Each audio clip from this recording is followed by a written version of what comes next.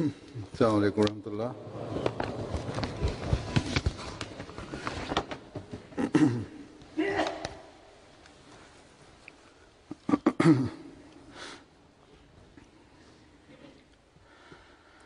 अशहदु अल्ला इलाहा इल्लल्लाह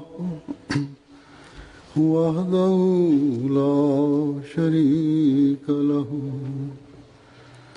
वअशहदु अन्ना मुहम्मदन अब्दुहु व रसूलुहु अम्मा बअदु फ़अऊज़ु बिल्लाहि मिनश शैतानिर रजीम बिस्मिल्लाहिर रहमानिर रहीम अल्हम्दुलिल्लाहि रब्बिल आलमीन अर्रहमानिर रहीम मालिकि यौमिद्दीन इय्याका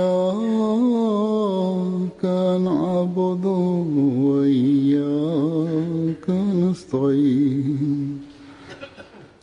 इहदिना सिरातल मुस्तकीम सिरातल लज़ीना अनअमता अलैहिम गैरिल मग़दूबि अलैहिम वलद्दाल्लीन।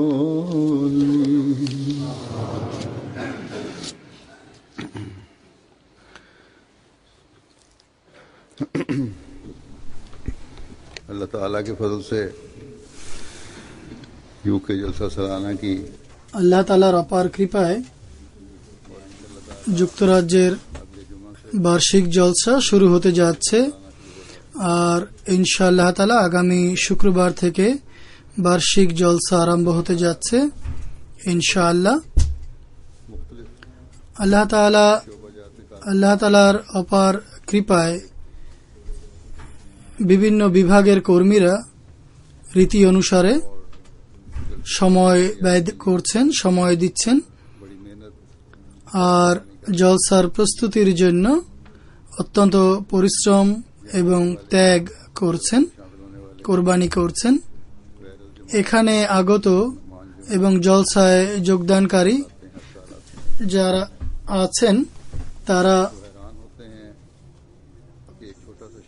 প্রতি বছরই এবং যারা আহমদী আছেন তারা এসে দেখেন এবং অবাক হন। ছোট্ট একটি শহর আবাদ করা হয় যেখানে সব ধরনের সুযোগ সুবিধা থাকে আর এই কাজ, এই পুরো ব্যবস্থা কেবলমাত্র 10-15 দিনে করা হয়। অনেক আহমদী মনে করেন সম্ভবত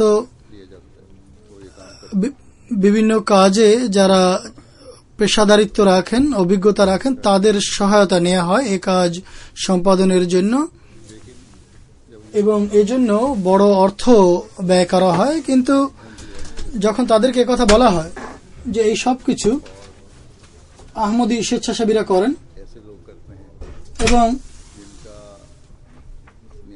এমন মানুষরা করেন যাদের ব্যবহারিক জীবনের সাথে এই কাজের কোনো যোগসূত্র নেই, তখন এই বিষয়টি তাদের জন্য অনেক বিস্ময়ের কারণ হয়। যেভাবে আমি বললাম, নিঃসন্দেহে কিছু অর্থ ব্যয় করে কিছু কাজ যারা আহমদী তাদের সাহায্য করানো হয়, কিন্তু 70-75 ভাগ কাজ সেসব কর্মীদের দ্বারা সম্পাদিত হয় যাদের মাঝে বড় বয়সের পুরুষ আছে, যুবক আছে, পুরুষ। এরপর জলসার দিনে আল্লাহ তাআলার ফজলে এসব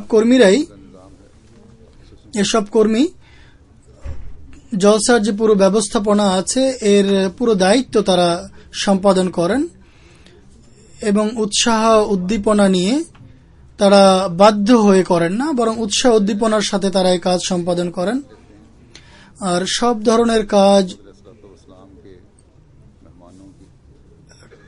এই জন্য করেন যে হযরত মসিহ মাউদ আলাইহিস সালাতু ওয়াস সালামের অতিথিদের যাতে সেবা করা সম্ভব হয়। অতএব এটি অনেক বড় সম্মান তাদের জন্য যারা এসব কাজ করে থাকেন, আর বছরের পর বছর তারা এই কাজ করে যাচ্ছেন আর সুন্দরভাবে তারা করছেন।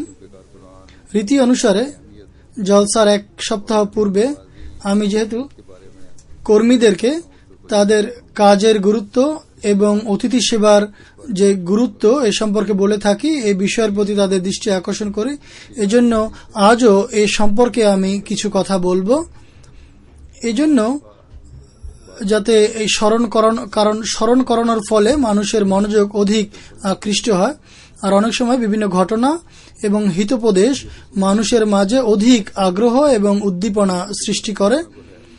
আর এই বৈশিষ্ট্য আজ কেবলমাত্র যুক্তরাজ্যের যে বার্ষিক জলসা, এই জলসায় যারা কাজ করেন সেসব কর্মীদের জন্য এটি বিশেষ একটা উপকারিতা বয়ে আনে। কেননা অতিথিদের সেবা করার মাধ্যমে হযরত মসিহ মাউদ আলাইহিস সালাতু ওয়াস সালামের অতিথিদের সেবা করার যে গুরুত্ব তা অনুধাবন করা যায়। এটি এজন্য নয় যে যুক্তরাজ্যে যারা কাজ করেন সেসব কর্মীদের যে আবেগ উৎসাহ এতে কোনো ঘাটতি রয়েছে, আর পৃথিবীর অন্যান্য দেশের যে কর্মী আছে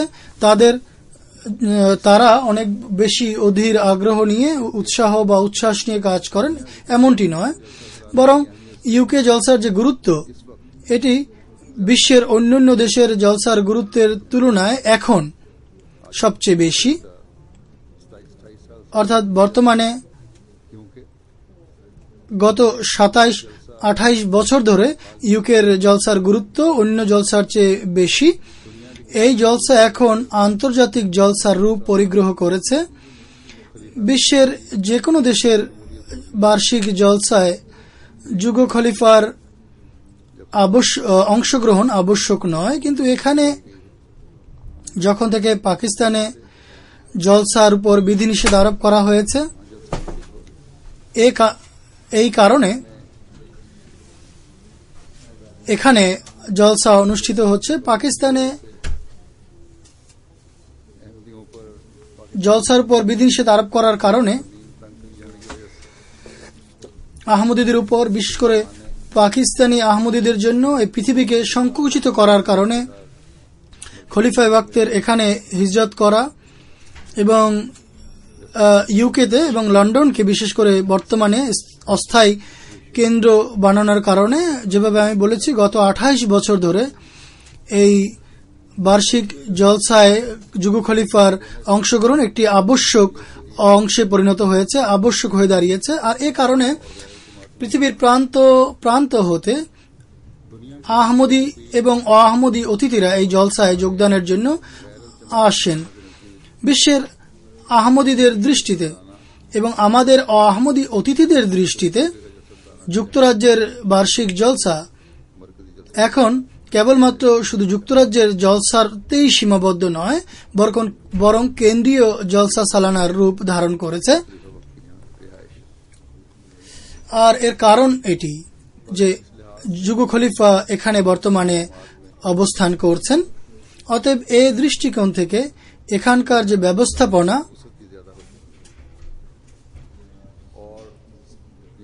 অথবা এখানকার ব্যবস্থাপনার যে গণ্ডি তা অনেক বেড়ে গেছে। আর এখানে আগত অতিথিদের যে প্রত্যাশা, আশা এবং আকাঙ্ক্ষা তাও বেড়ে গেছে। এ কারণেই আমাকেও এবং এখানকার যে ব্যবস্থাপনা আছে ব্যবস্থাপনারও অনেক বেশি চিন্তা হয় যে অতিথিদের সঠিকভাবে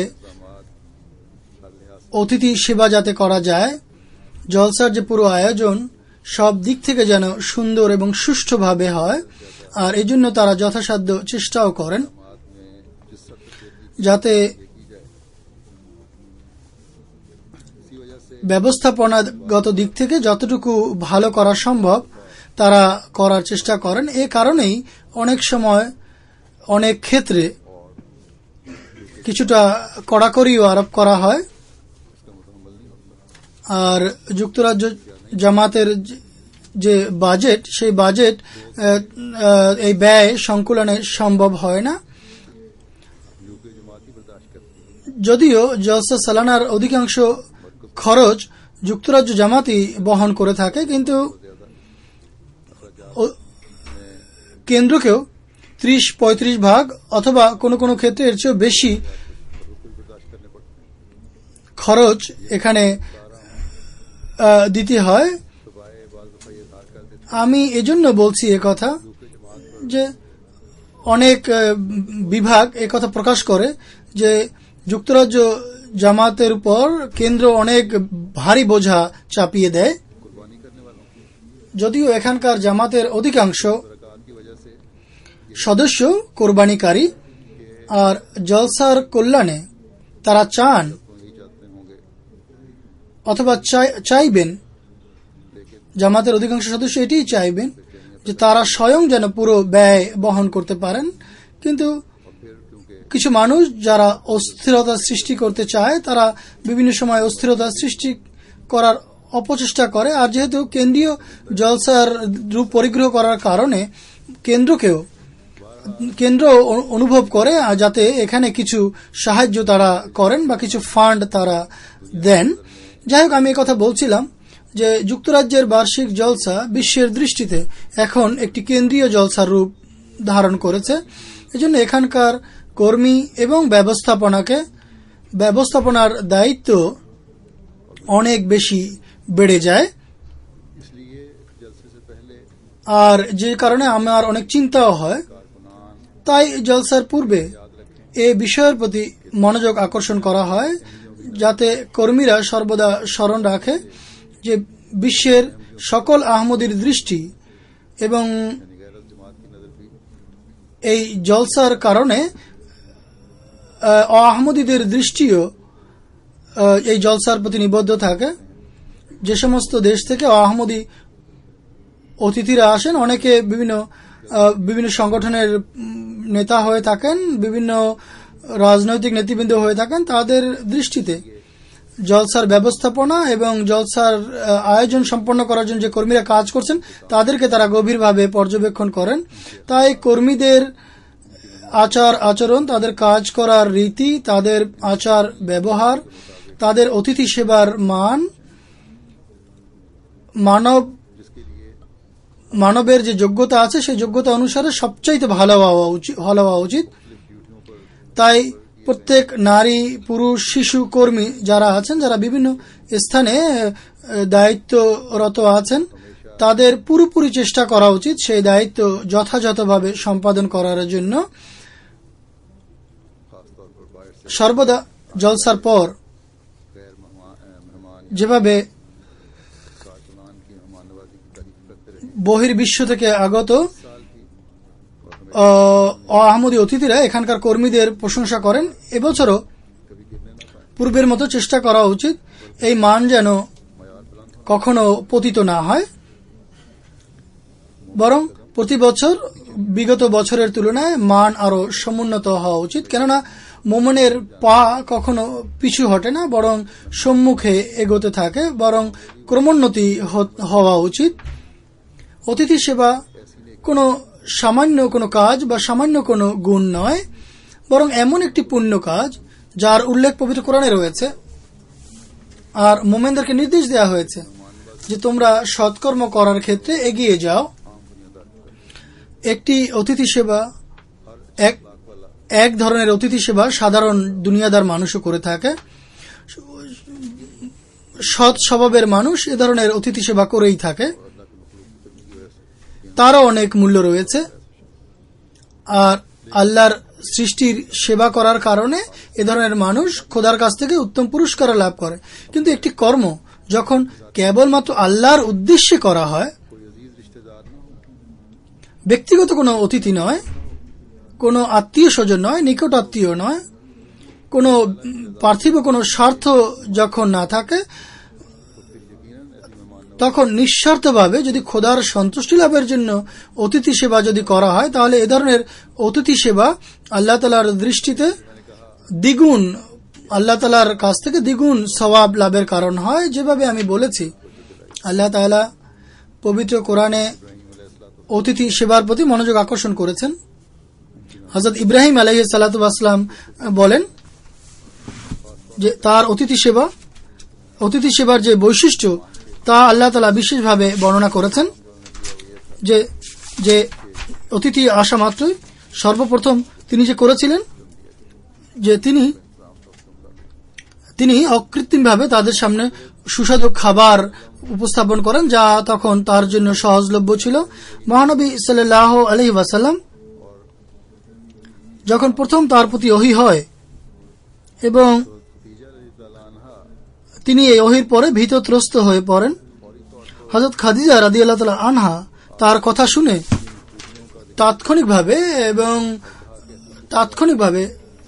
তার যে গুণের কথা উল্লেখ করেছিলেন যে আপনি এই ধরনের গুণের মালিক অধিকারী, আপনাকে কিভাবে খোদা তা ধ্বংস করতে পারেন বা তার প্রতি খোদা কিভাবে অসন্তুষ্ট হতে পারেন। তার মধ্যে থেকে একটি যে বিশেষ গুণ এবং বৈশিষ্ট্য হযরত খাদিজা রাদিয়াল্লাহু তাআলা আনহা উল্লেখ করেছিলেন তা ছিল মহানবী সাল্লাল্লাহু আলাইহি ওয়াসাল্লামের অতিথি সেবা। অতএব অতিথি সেবা কোনো সাধারণ কাজ নয়। নবীদের যে গুণাগুণ তার মধ্যে হতে অন্যতম একটি গুণ হযরত মসিহ মাউদ আলাইহিস সালাতু ওয়াস সালামকে আল্লাহ তাআলা বিশেষভাবে যে দায়িত্ব বা যে কাজ দিয়েছেন তার মধ্যে হতে একটি গুরুত্বপূর্ণ কাজ হচ্ছে অতিথি সেবা। বলেছিলেন যে অতিথি আসবেন, তুমি চিন্তিত হবে না, ক্লান্তও হবে না। অতএব জামাতবদ্ধভাবে এবং জামাতের প্রতিটি সদস্য এই গুরুত্বপূর্ণ দায়িত্ব তাকে পালন করতে হবে। হযরত মসিহ মাউদ আলাইহিস সালাতু ওয়াস সালাম অতিথিদের কিভাবে স্বাগত জানাতেন, কিভাবে তাদের প্রতি যত্নবান ছিলেন, তার বহিঃপ্রকাশ একটি ঘটনা থেকেই আমরা দেখতে পাই। একবার তিনি অসুস্থ ছিলেন, শরীর খুবই দুর্বল ছিল। অতিথি আসার সংবাদ পান, তাৎক্ষণিকভাবে তিনি ঘরের বাইরে আসেন এবং বলেন, আজ আমি বাইরে বেরোনোর মতো আমার শক্তি ছিল না, কিন্তু যেহেতু অতিথির অধিকার রয়েছে, সে কষ্ট করে এখানে আসে, তাই আমি অতিথির প্রতি যে দায়িত্ব তা পালন করার জন্য আমি বাইরে বেরিয়ে এসেছি। সেই অতিথি যারা হযরত মসিহ মাউদ ইসলামের সেবায় উপস্থিত হতেন, তার সাহচর্য থেকে কল্যাণ লাভের জন্য আসতেন এবং তার নির্দেশেই তারা আসতেন। তিনি বারবার বলতেন যে তোমরা আমার কাছে আসো বারবার। অতএব আজ যারা আমাদের কাছে অতিথি এসেছেন বা আসবেন, তারাও হযরত মসিহ মাউদ আলাইহিস সালাতু ওয়াস সালামের নির্দেশে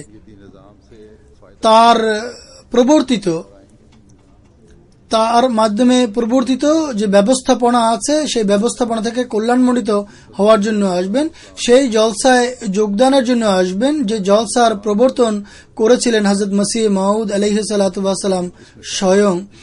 আর জামাতের সদস্যদের মধ্যে যারা সামর্থ্য রাখেন তাদেরকে এই জলসায় যোগদানের জন্য তিনি উপদেশ দিয়েছেন। অতএব এখানে যারা জলসায় যোগ দিতে আসেন তারা সবাই হযরত মসিহ মাউদ আলাইহিস সালাতু ওয়াস সালামের অতিথি। তাই আমাদের জন্য এটি অত্যন্ত সম্মানের এবং প্রতিটি কর্মীর জন্য অত্যন্ত সম্মানের এই অতিথিদের যেন পুরোপুরি সেবা করা যায় বা করা হয়, কোনো ধরনের কষ্ট যেন তাদের না হয়। যেসব আশা আকাঙ্ক্ষা এবং প্রত্যাশা নিয়ে তারা এখানে আসেন তা পূর্ণ করার সর্বাত্মক চেষ্টা করুন। জলসায় আগত অতিথিদের সাধারণত আসা কয়েকদিনের জন্য তারা এখানে জলসায় আসেন, তারপরে কয়েকদিন অবস্থানের পর তারা ফিরে যান। আর আজকাল আমি যেভাবে বলেছি যে কেন্দ্রীয় জলসার কারণে পৃথিবীর প্রান্ত প্রান্ত থেকে এখানে লোকজন এসে থাকেন। মহানবী সাল্লাল্লাহু আলাইহি ওয়াসাল্লাম বলেছেন, তোমরা অতিথিদের প্রাপ্য অধিকার প্রদান করো। আর অতিথিদের প্রাপ্য অধিকার কি তিনি বলেছেন যে তিন দিন পর্যন্ত তার অতিথি সেবা করো, কয়েকদিনের অতিথি তারা। কিন্তু মহানবী সাল্লাল্লাহু আলাইহি ওয়াসাল্লামের স্বয়ং তিনি অতিথি সেবার কি মান প্রতিষ্ঠা করেছেন? কয়েকদিন অতিথি সেবা করেছেন নাকি অনবরত অতিথি সেবা করেছেন? বর্ণনায় এসেছে যে তারা যারা ধর্ম শেখার উদ্দেশ্যে সর্বদা মহানবী সাল্লাল্লাহু আলাইহি ওয়াসাল্লামের দ্বারে পড়ে থাকতেন, আর এই কারণেই তারা স্থায়ীভাবে মহানবী সাল্লাল্লাহু আলাইহি ওয়াসাল্লামের অতিথি হতেন। কিভাবে তাদের প্রতি মহানবী সাল্লাল্লাহু আলাইহি ওয়াসাল্লাম দৃষ্টি রাখতেন, কিভাবে তাদের অতিথি সেবা করতেন। মালিক বিন আবি আমের একটি দীর্ঘ রিওয়ায়াত, তাতে তিনি বর্ণনা করেন যে এক ব্যক্তি তালহা বিন ওবায়দুল্লাহ কাছে যান এবং বলেন, হে মোহাম্মদ, এই ব্যক্তি অর্থাৎ আবু হুরায়রা রাদিয়াল্লাহু আনহুকে তুমি কি দেখো না যে তুমি মহানবী, সে মহানবী সাল্লাল্লাহু আলাইহি ওয়াসাল্লাম সবচেয়ে বেশি হাদিস জানে, তার কাছ থেকে এমন এমন হাদিস আমরা শুনতে পাই যা তোমার কাছ থেকে পাইনি। তিনি বলেন, আবু তালহা বলেন, এতে কোনো সন্দেহ নেই যে তিনি মহানবী সাল্লাল্লাহু আলাইহি ওয়াসাল্লামের কাছ থেকে সেসব কথা শুনেছেন যা আমরা শুনতে পাইনি। আর এর কারণ হচ্ছে যে তিনি মিসকিন ছিলেন, তার কাছে কিছুই ছিল না, নিঃস্ব রিক্ত ছিলেন, আর তিনি মহানবী সাল্লাল্লাহু আলাইহি ওয়াসাল্লামের অতিথি হয়ে তার বাড়িতেই পড়ে থাকতেন। তার হাত মহানবী সাল্লাল্লাহু আলাইহি ওয়াসাল্লামের হাতের সাথে হতো। আমরা বিভিন্ন পরিবার সম্পদশালী ছিলাম, আমরা মহানবী সাল্লাল্লাহু আলাইহি ওয়াসাল্লামের কাছে কখনো দিনের বেলা সকালে অথবা সন্ধ্যায় যেতাম। অতএব এমন মানুষ ছিলেন তারা যারা ধর্মকে পার্থিবতার উপর কিভাবে অগ্রাধিকার দিয়েছিলেন যে সবকিছু তারা ভুলে গিয়েছিলেন, তাদের পার্থিব চাওয়া পাওয়া, আর মহানবী সাল্লাল্লাহু আলাইহি ওয়াসাল্লামের স্থায়ী মেহমান হয়ে তারা তার দ্বারে পড়ে থাকতেন। এই অতিথি সেবা সম্পর্কে হাদিস পাওয়া যায় যে কিভাবে কেমন অবস্থা হতো। অতিথিদের কোনো চাওয়া পাওয়া ছিল না, তারা তো সেখানে পড়েই থাকতো। অতিথি সেবার দায়িত্ব স্বয়ং মহানবী সাল্লাল্লাহু আলাইহি ওয়াসাল্লাম পালন করতেন। হযরত আবু হুরায়রার উল্লেখ যে আরেকটি দীর্ঘ রিওয়ায়াত যে একবার কয়েকদিন উপবাস থাকার পর, ক্ষুধার্ত থাকার পর, ক্ষুধার কারণে, দীর্ঘ রিওয়ায়াত হুজুর বলছেন যে মহানবী সাল্লাল্লাহু আলাইহি ওয়াসাল্লাম তার অবস্থা দেখেন, ঘরে ফিরে যান। এটি দেখে হযরত আবু হুরায়রা রাদিয়াল্লাহু আনহুর সাথে ছিলেন, সেখানে যান। কোন এক জায়গা থেকে দুধের একটা বাটি উপহার এসেছিল। মহানবী সাল্লাল্লাহু আলাইহি ওয়াসাল্লাম আবু হুরায়রা রাদিয়াল্লাহু আনহুকে বলেন, যাও যতজন সাহাবী বসে আছেন তাদেরকে ডেকে আনো। ক্ষুধার তাড়নায় যারা অতিষ্ঠ ছিল তাদেরকে ডেকে আনা হয় এবং সবাই গোল করে বসে যান। এরপর মহানবী সাল্লাল্লাহু আলাইহি ওয়াসাল্লাম আমাকে বলেন যে ডান দিক থেকে তাদেরকে দুধ পান করাতে থাকো। তিনি বলেন আমার ক্ষুধার অবস্থা এমন ছিল, আমি মনে করতাম যে সর্বপ্রথম এই খাবারের প্রতি অধিকার আমার আছে। যেভাবে আমি দুধ দিচ্ছিলাম মানুষকে, আর পরবর্তী ব্যক্তিকে দুধ যখন আমি দিচ্ছিলাম তখন আমার অবস্থা হতো এমন যে দুধ তো সে পান করে শেষ করে ফেলবে, আমার কি হবে? ক্ষুধার অবস্থা এমন ছিল, ক্ষুধার তাড়না এমন ছিল। কিন্তু যাই হোক, নবী সাল্লাল্লাহু আলাইহি ওয়াসাল্লাম যেহেতু প্রথমেই তার কাছ থেকে সেই পেয়ালা থেকে এক চুমুক খেয়েছিলেন, সবাই পালা করে দুধ পান করতে থাকে এবং পরিতৃপ্ত হয়। এই ছিল অতিথিদের অবস্থা এবং অতিথি আপ্যায়নের ব্যবস্থা। মহানবী সাল্লাল্লাহু আলাইহি ওয়াসাল্লাম নিজে ক্ষুধার প্রতি দৃষ্টি দেননি, বরং তাদের ক্ষুধা দূর করার জন্য তিনি চেষ্টিত ছিলেন।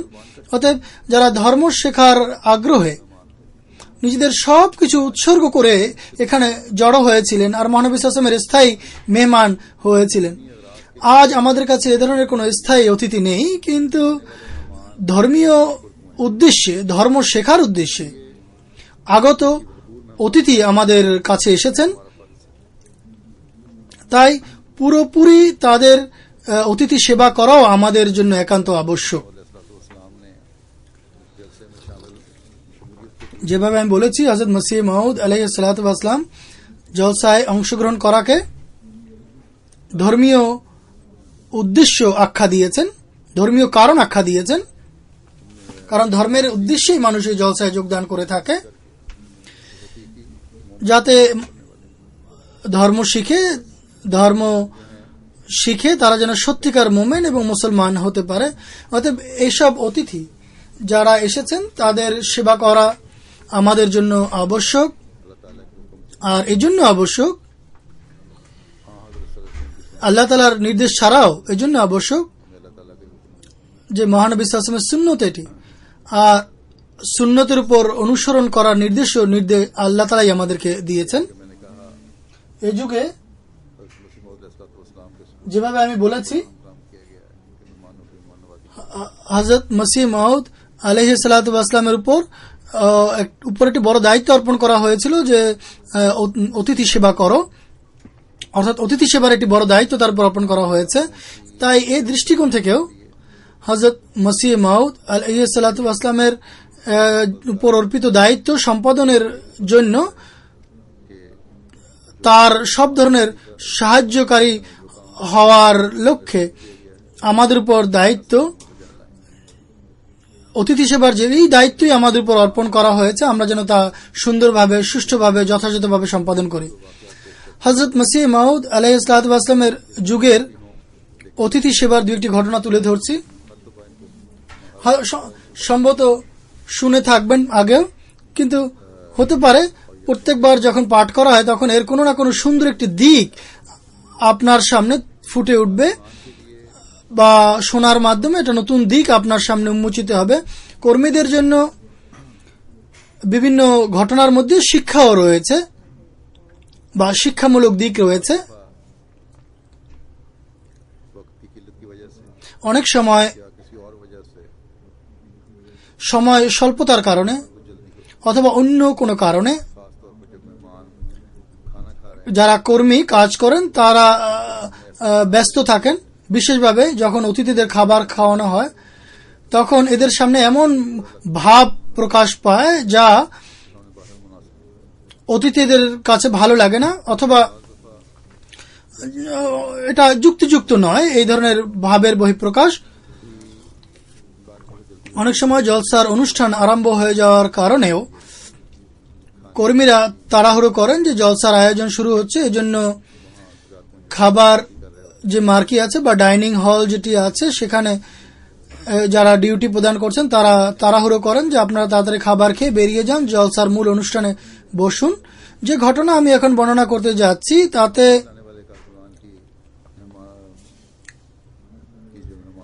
খাবার খাওয়ানোর দায়িত্ব পালনকারী কর্মী তাদের অতিথিদের প্রতি যে ব্যবহার হওয়া উচিত বা তাদের প্রতি কিরূপ আচরণ হওয়া উচিত তা ফুটে উঠেছে। হযরত মিয়া খায়ের উদ্দিন সাহেব সিখওয়ানি রাদিয়াল্লাহু তাআলা আনহু বর্ণনা করেন, একবারের ঘটনা, আমি আমার গ্রাম সিখওয়া থেকে কাদিয়ান যাই। যখন আমি গোল কামরার সামনে দাঁড়াই তখন হুজুর গোল কামরায় বসে সাহাবীদের নিয়ে খাবার খাচ্ছিলেন। আমি অভ্যন্তরে গিয়ে সালাম করি। হুজুর অত্যন্ত সানন্দে বলেন, আসুন মিয়া খায়রুদ্দিন সাহেব, আমাদের সাথে বসুন, খাবার খান। আমি সে সময় খাবার খেয়ে গিয়েছিলাম। আমি নিবেদন করি, হুজুর আমি খাবার খেয়েছি। তিনি বলেন, না আসুন খাবার খান। আমি বসে পড়ি। খাবার যেহেতু শেষ হয়ে গিয়েছিল, তিনি স্বয়ং খাবার খেয়ে ফেলেছিলেন, তাই আমার জন্য চেষ্টা করে হুজুর খাবার রুটি এবং তরকারি আনান। হযরত খলিফাতুল মসিহ সানি অল্প বয়সের ছিলেন, হুজুরের সাথে খাবারে উপবিষ্ট ছিলেন। তার খাবারের যে তরকারির বাটি আমার সামনে বসেছিল, আমি তার থেকে খাবার খেতে আরম্ভ থাকি। কয়েক লোকমা খাই, তখন মিয়া গোলাম মোহাম্মদ সাহেব মরহুম হযরত খলিফাতুল মসিহ আউয়ালের ভাই ছিলেন, তিনি সেই দস্তরখান থেকে তরকারি বাটি উঠাতে থাকেন, আর দ্রুততার কারণে আমার সামনে যে তরকারি বাটি ছিল তা উঠিয়ে নিয়ে যান। যখন হুজুরের দৃষ্টি এদিকে নিবদ্ধ হয় তখন তিনি অত্যন্ত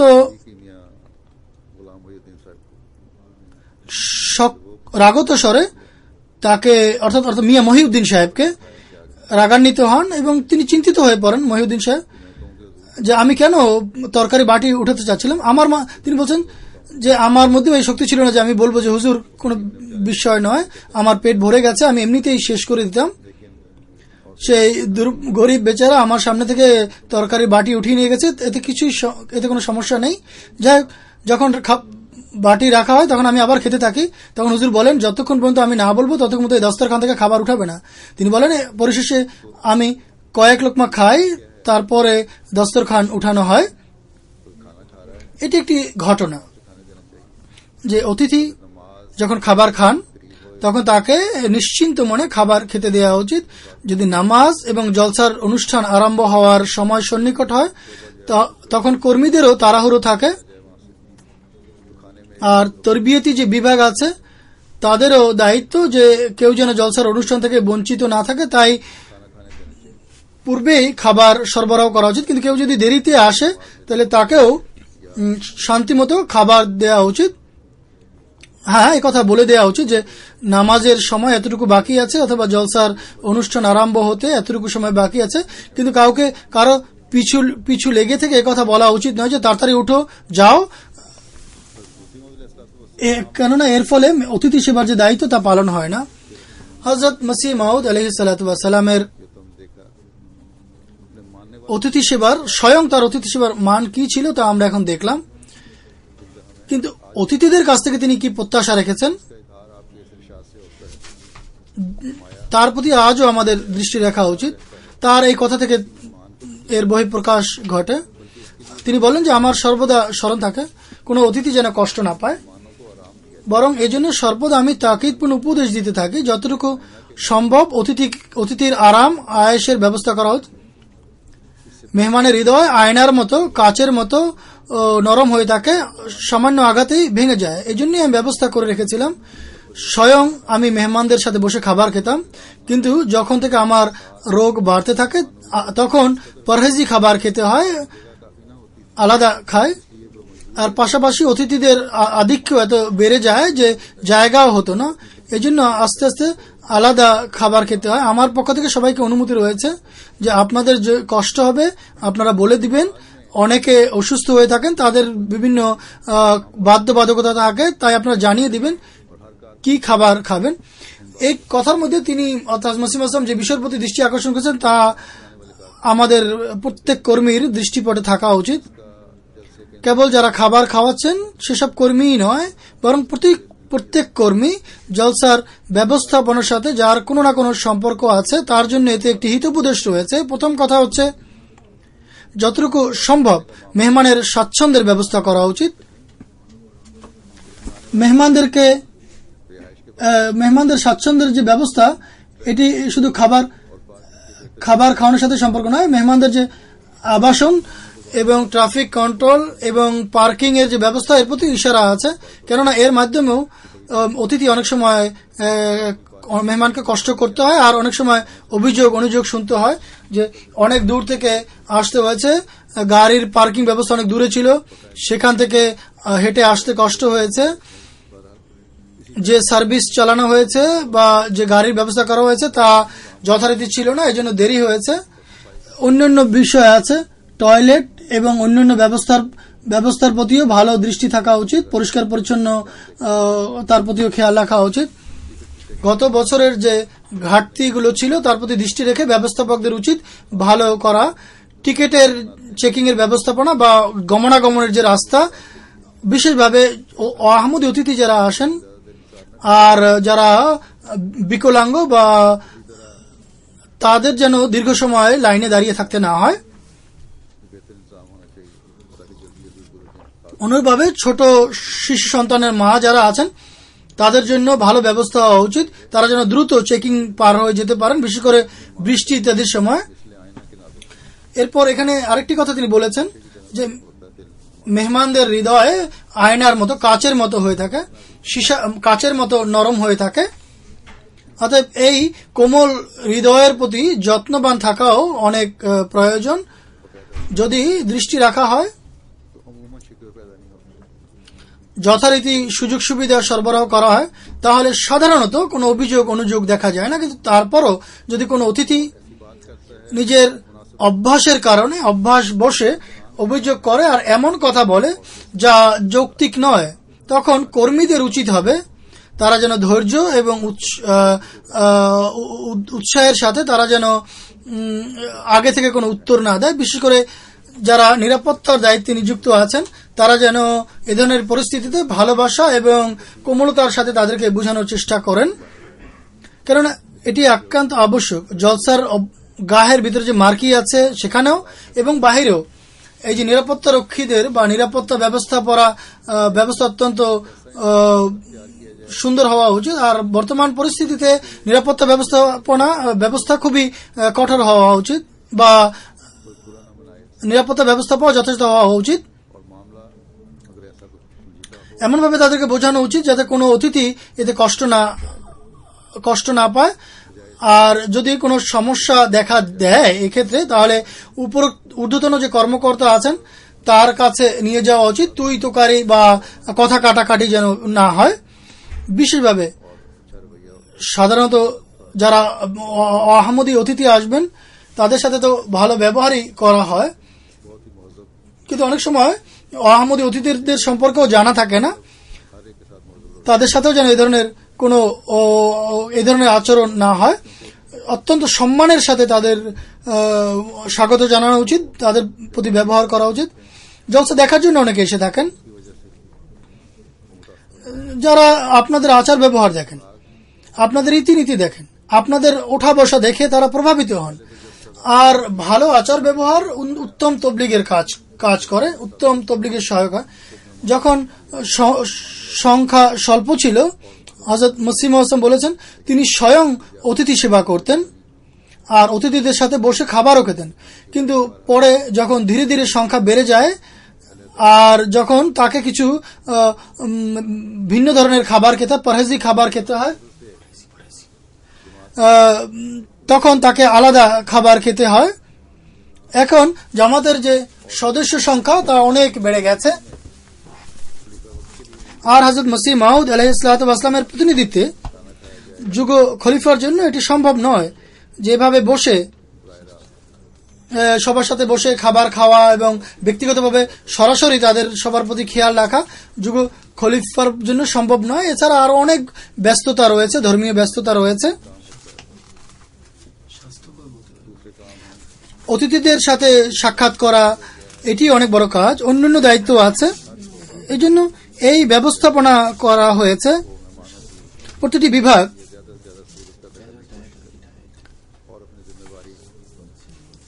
তারা যেন মেহমানদের জন্য সর্বোচ্চ সুযোগ সুবিধা প্রদানের তারা চেষ্টা করেন এবং পুরো পরিশ্রম এবং আন্তরিকতার সাথে তারা যেন এই কাজ করেন। খলিফা ওয়াক্তের কর্মীদের প্রতি আস্থা রয়েছে এবং এই আস্থার প্রতিদান দেওয়া উচিত কর্মীদের।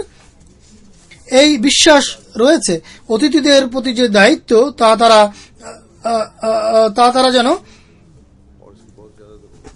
তারা যেন যথাযথ পালন করেন। অতএব প্রতিটি কর্মী তারা উত্তম আচরণ প্রদর্শনের চেষ্টা করুন। আগত অতিথিদের এই মধ্যে এই চেতনা থাকে যে এরা যেহেতু যুগ খলিফার কাছে থাকে, তাই তাদের সব ধরনের আচার ব্যবহারের মান উঁচু হবে এবং উঁচু হওয়া উচিত, উন্নত হবে এবং উন্নত হওয়া উচিত। ইবাদতের মান, পুণ্য কাজের মান এবং আচার ব্যবহারের মান উন্নত হবে। অতএব কর্মীরা মনে রাখবেন কেবল দায়িত্ব পালন করাই তার জন্য আবশ্যক নয়, বরং নামাজ এবং অন্যান্য ইবাদতের প্রতি মনোযোগ দেয়া এবং যথারীতি এর বিষয়ের প্রতি মনোযোগ নিবদ্ধ রাখা একান্ত আবশ্যক। আর দৃষ্টি রয়েছে, কিন্তু আরো অধিক দৃষ্টি দেওয়া উচিত। অন্যান্যভাবে অন্যান্য যে পুণ্য কাজ, উন্নত নৈতিক আচরণ, জামাতের যে কর্মী, জামাতের যে কর্মকর্তা, তাদের এই বিষয়ের প্রতি সাধারণত দৃষ্টি থেকেই থাকে। কিন্তু জলসার দিনগুলোতে এই বিষয়গুলো আরো অধিক প্রস্ফুটিত হওয়া উচিত।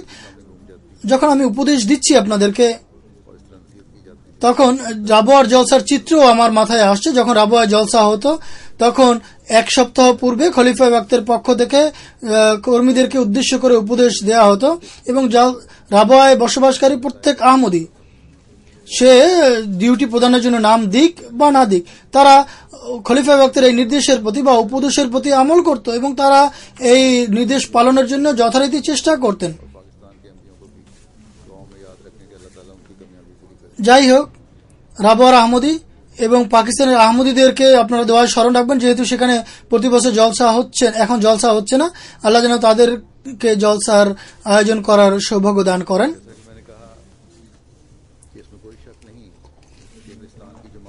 যেভাবে আমি বলেছি, এতে কোনো সন্দেহ নেই যে ইংল্যান্ড জামাত প্রত্যেক বছর জলসার সময় অতিথি সেবার দায়িত্ব যথাযথভাবে পালন করার চেষ্টা করে। প্রত্যেক কর্মী তারপর ন্যস্ত দায়িত্ব যথাযথভাবে পালনের চেষ্টা করেন।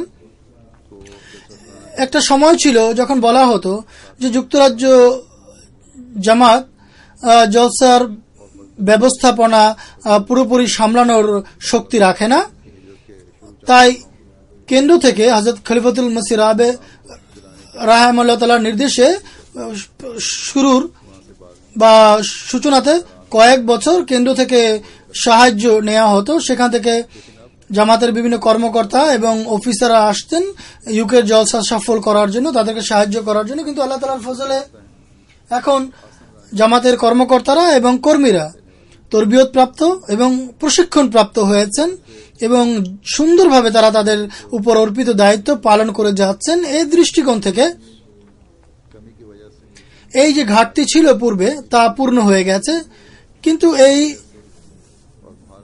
এই ঘাটতি পূরণের কারণে এবং ভালো আয়োজন করার কারণে আর ভালো বা উত্তম ব্যবস্থাপনা করার কারণে প্রত্যেক কর্মীর মাঝে অধিক বিনয় সৃষ্টি হওয়া উচিত। এই বিষয়ের প্রতি দৃষ্টি রাখবেন।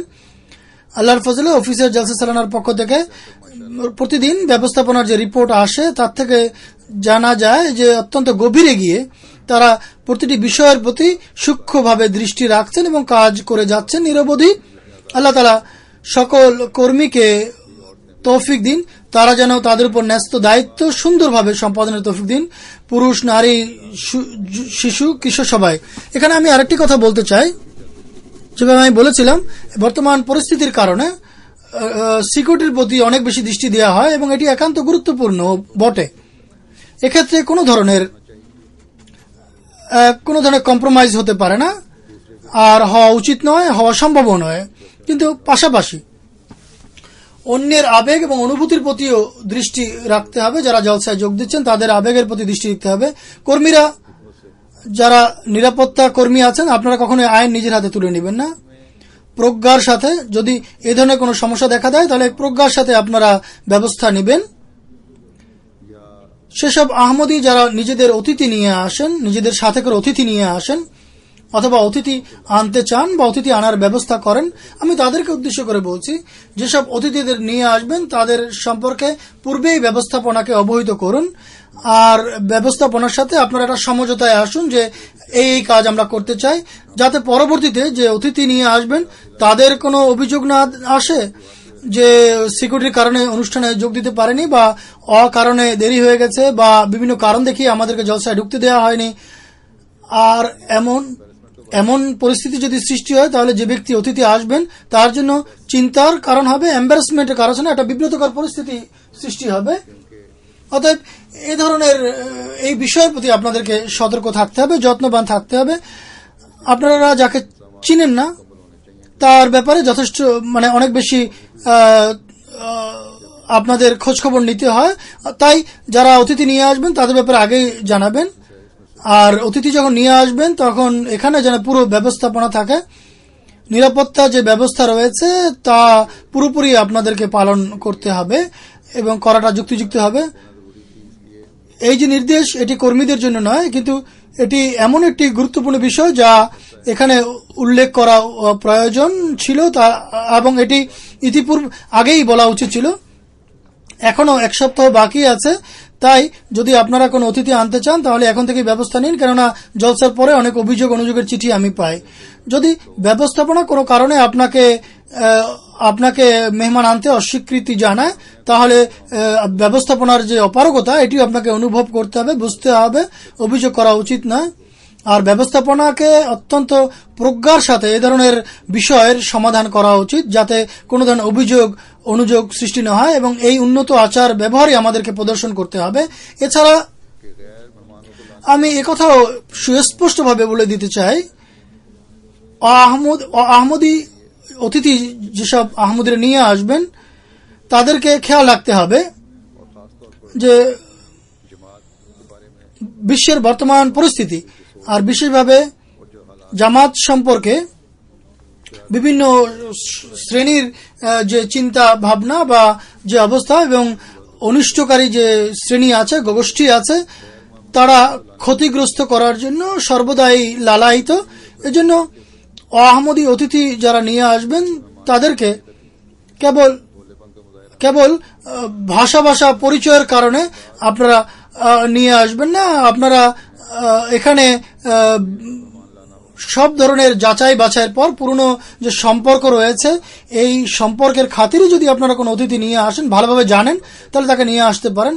যেভাবে আমি বলেছি এই ব্যাপারেও প্রথমেই ব্যবস্থাপনার সাথে যোগাযোগ করে আপনারা আলোচনা সাপেক্ষে এই ব্যবস্থা নেবেন।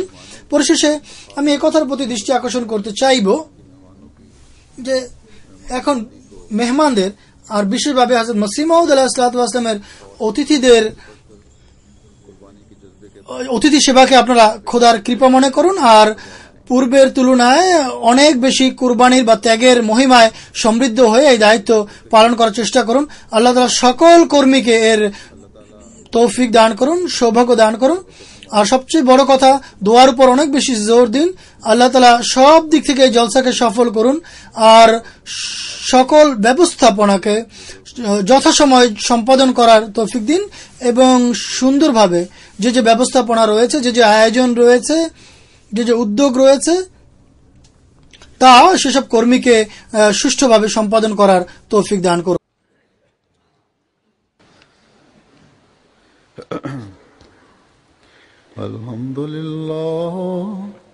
আলহামদুলিল্লাহ নাহমাদুহু ওয়া নাস্তাঈনুহু ওয়া নাস্তাগফিরুহু ওয়া নু'মিনু বিহি ওয়া নাতাওয়াক্কালু আলাইহি ওয়া নাউযু বিল্লাহি মিন শুরুরি আনফুসিনা ওয়া মিন সাইয়্যাতি আ'মালিনা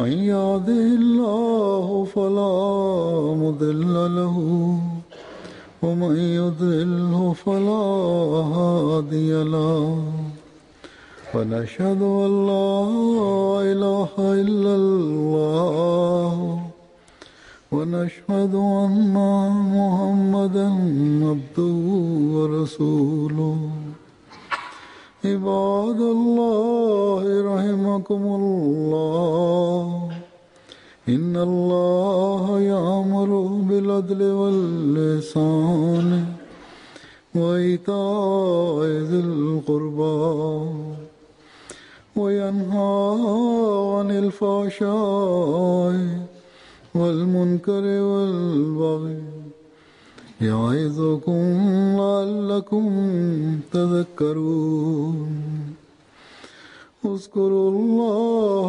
يذكركم وادعوه يستجب لكم ولذكر الله أكبر